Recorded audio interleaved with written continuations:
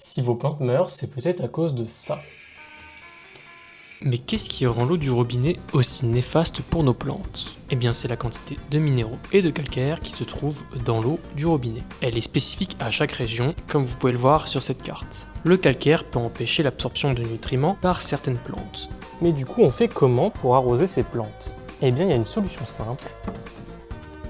De l'eau déminéralisée. Vous pouvez aussi utiliser en alternative l'eau osmosée. Je ne vais pas aller en détail sur comment ils sont faits. Par contre, j'ai qu'une seule chose à dire, c'est que c'est bien mieux pour les plantes que l'eau du robinet.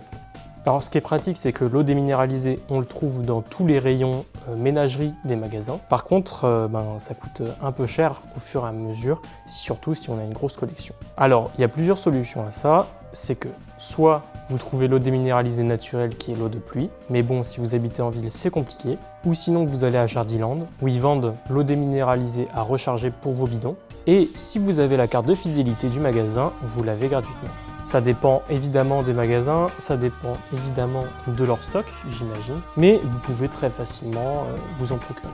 Une seule chose à dire en plus, c'est que l'eau qui est vendue, ce n'est pas de l'eau déminéralisée, mais de l'eau osmosée, en jardinerie en tout cas, car ils ont des osmoseurs là-bas. Si vous avez des plantes qui sont très sensibles, faites attention parce que certains osmoseurs en jardinerie sont parfois un peu défectueux ou ont un filtre qui est un peu encrassé. Donc vérifiez bien avec un pH mètre la qualité de l'eau avant de l'utiliser si vous avez vraiment des plantes extrêmement sensibles. Moi, il commence à faire super chaud dans les salles, donc je vais arrêter la vidéo là.